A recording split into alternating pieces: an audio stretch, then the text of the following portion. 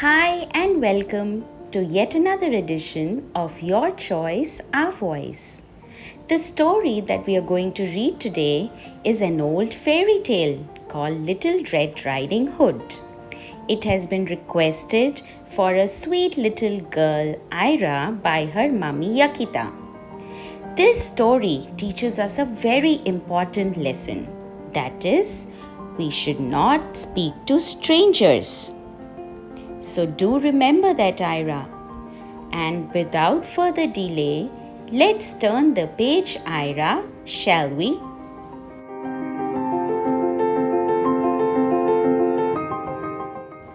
Once upon a time, there was a little girl who lived in a village near the forest. Whenever she went out, the little girl wore a red riding cloak. So everyone in the village called her Little Red Riding Hood. One morning, Little Red Riding Hood asked her mother if she could go visit her grandma, as it had been a while since they'd seen each other. "That's a great idea," said her mummy. So they packed a nice basket for Little Red Riding Hood to take to her grandma. When the basket was ready, the little girl put on a red cloak and kissed her mummy goodbye. "Remember, go straight to Grandma's house," her mummy cautioned.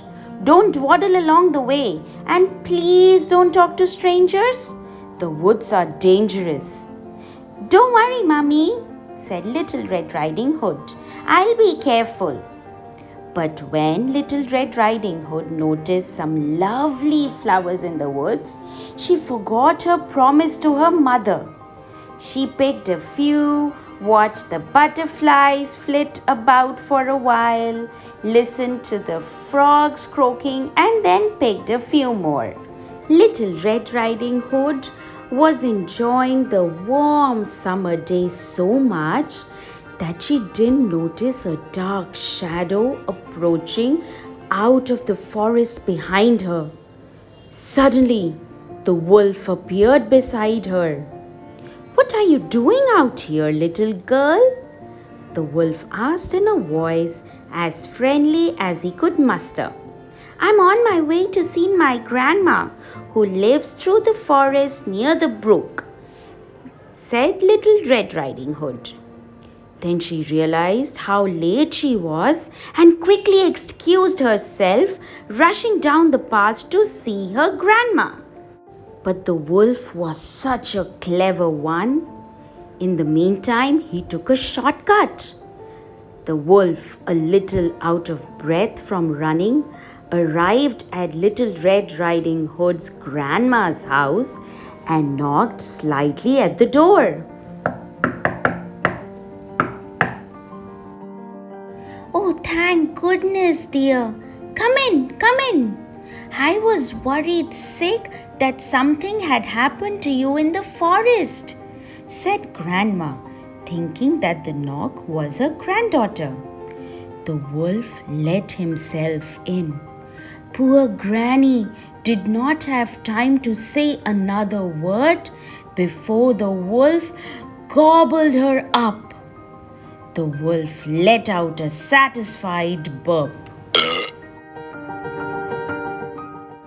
and then poked through Granny's wardrobe to find a nightgown that he liked.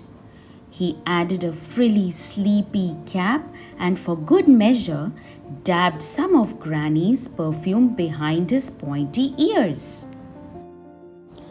A few minutes later, Red Riding Hood knocked on the door.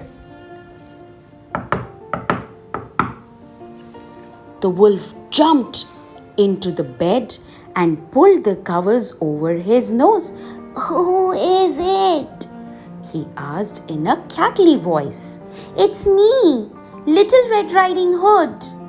"Oh, how lovely.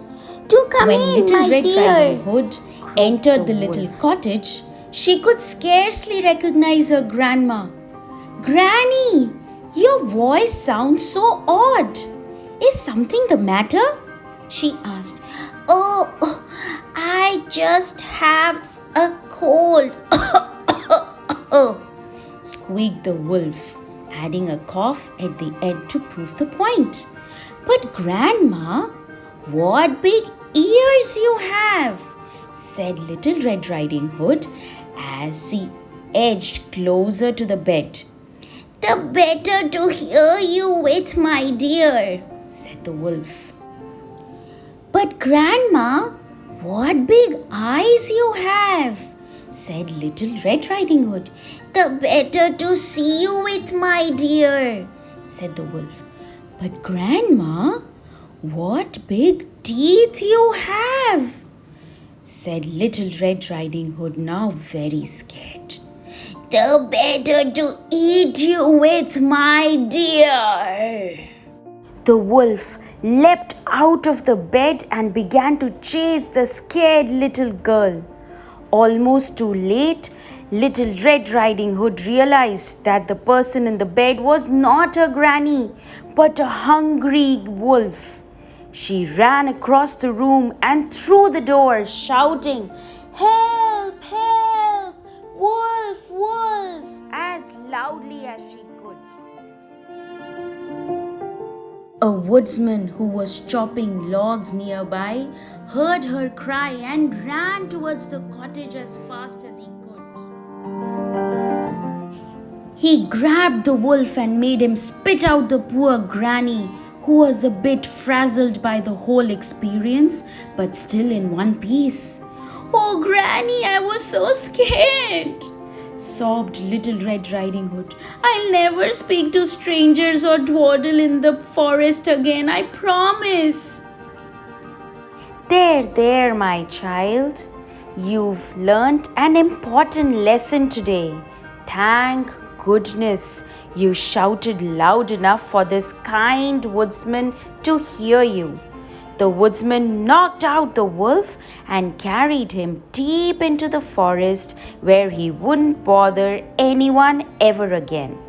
Little Red Riding Hood, her grandma, and the woodsman enjoyed a nice lunch and a long chat. The end. We hope you liked it. Bye-bye and see you next time.